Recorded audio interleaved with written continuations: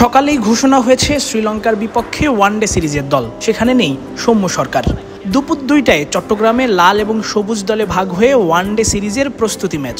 সবুজ দলের হয়ে প্রস্তুতি ম্যাচে নেমেই সৌম্যর একটা দৃষ্টিনন্দন shot, trademark cover drive, state drive, square কাট, গ্যাপ বুঝে খেলা, পুল শটে স্টেডিয়ামের বাইরে বল পাঠানো, কি ছিল না সৌম্যর ব্যাটিংয়ে। চোখ জুড়ানো একটা শটে সৌম্য কি দল থেকে বাদ পড়ার জবাবটাই দিলেন।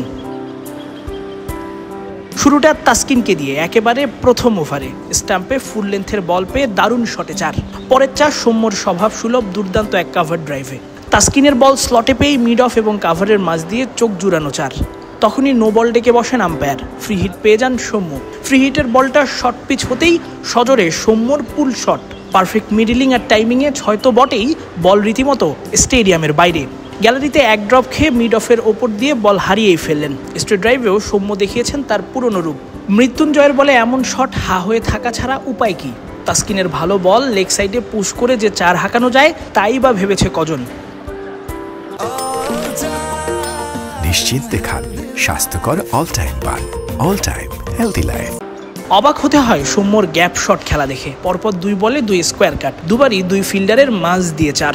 2 ফিল্ডারের চেয়ে দেখা ছাড়া আর কোনো উপায়ই ছিল না। সৌম্য এদিন কতটা ভালো ব্যাটিং করেছেন তার প্রমাণ বোধ হয় এই 2 শটেও পাওয়া যায়। বারবার গ্যাপ শট খেলছিলেন বলে নাইম শেখকে অনেকটা এগিয়ে আর সাইফকে 30 গজ বৃত্তের দাগে রাখা হয় যাতে গ্যাপটা কমে যায়। সৌম্য চ্যালেঞ্জ নিয়ে ওই 2 ফিল্ডারের মাঝ দিয়েই পরপর 2টি 4 হাঁকিয়েছেন। নাইম সাইফ যেন অবাক হয়েই তাকিয়ে রইলেন শুধু। সৌম্যকে আটকাতে এবার লাল দলের অধিনায়ক তাই উপায় না দেখে সাইফকে পাঠিয়েছেন একেবারে বাউন্ডারি লাইনে, ডিপ পয়েন্ট অঞ্চলে। তাসকিনকে থার্ড ম্যান থেকে এনেছেন 30 গজ বৃত্তের ভেতরে। পাওয়ার প্লেতে সৌম্য যতটুকু সময় ব্যাটিং করেছেন তা ছিল দেখার মতো। 10টি 4 হাঁকিয়েছেন, একটি 6 বল হারিয়েছেন। পাওয়ার প্লের মধ্যে ছুঁয়েছেন হাফ সেঞ্চুরি। পাওয়ার প্লেতে সবুজ দলও পেয়েছে 69 রানের উদ্বোধনী জুটি। দ্রুত হাফ সেঞ্চুরি ছোঁয়ার পর অবশ্য বেশিক্ষণ আর খেলতে পারেননি সৌম্য। 14 ওভারে 83 রানের সময় লেগ স্পিনার রিশাদ হোসেনকে সুইপ করতে গিয়ে স্কোয়ার লেগে ক্যাচ আউটের শিকার হয়েছেন। সৌম্যের আউটের পর নেমেছে বৃষ্টিও।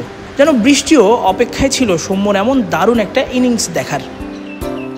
আউট হয়ে ফেরার সময় ইমনের এই পিঠ চাপড়ে দেয় বলে দেয় অপর প্রান্তে থেকে তিনিও কতটা উপভোগ করেছেন সৌম্যর দৃষ্টিনন্দন ব্যাটিং।